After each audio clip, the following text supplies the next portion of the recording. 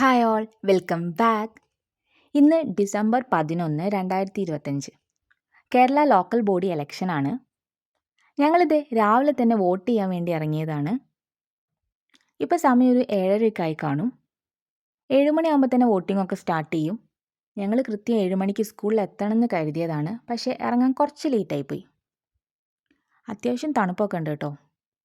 ഞാൻ, അച്ചമ്മ, അച്ചച്ചൻ ഞങ്ങൾ 3 പേരും ഒരുമിച്ചാണ് വോട്ട് ചെയ്യാൻ പോകുന്നത്.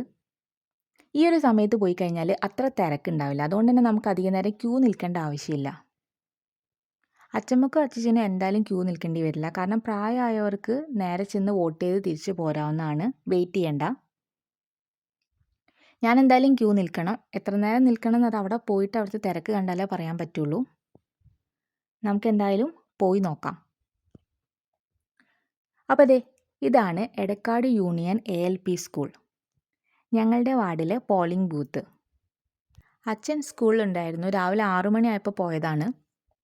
ഞങ്ങളുടെ വാർഡിൽ ആദ്യം വോട്ട് ചെയ്തത് അച്ഛനാണെന്നാണ് പറഞ്ഞത്. ഇന്നിനി ഫുൾ ഡേ അച്ഛൻ എവിടെയാണ് ഡ്യൂട്ടി. അപ്പോൾ ഈ സ്കൂളിലാണ് ഞാൻ 4ാം ക്ലാസ് വരെ പഠിച്ചത്. പഠിച്ചിറങ്ങിയതിന് ശേഷം ഇതുപോലെ ഇലക്ഷന് വോട്ട് ചെയ്യാനും വേറെ എന്തെങ്കിലും പ്രോഗ്രാംസൊക്കെ ആയിട്ട് ബന്ധപ്പെട്ടാണ് സ്കൂളിലൊക്കെ വരാറ്. അപ്പോൾ ഇതാണ് എൻ്റെ വാർഡിലെ ഞാൻ പഠിച്ച എൻ്റെ സ്വന്തം സ്കൂൾ. രാവിലെ ഈ ഒരു സമയമായതുകൊണ്ട് അത്ര തിരക്കുണ്ടായിരുന്നില്ല. കണ്ടില്ലേ, ഇത്ര ആളുകളേ ഉള്ളൂ. ഇത് നമുക്കൊരു അരമണിക്കൂർ ക്യൂ നിന്ന് കഴിഞ്ഞാൽ വോട്ട് ചെയ്യാവുന്നതേ ഉള്ളൂ. രാവിലത്തെ തണുപ്പൊക്കെ പോയിട്ട് വെയിലൊക്കെ വന്ന് തുടങ്ങിയിട്ടുണ്ട്. അച്ഛമ്മയും അച്ഛനും വോട്ട് ചെയ്ത് തിരിച്ചു പോയി. ഇപ്പോൾ ഞാനും കസിനും ഒക്കെ വോട്ട് ചെയ്യാൻ വേണ്ടിയിട്ട് വെയിറ്റ് ചെയ്യാണ്.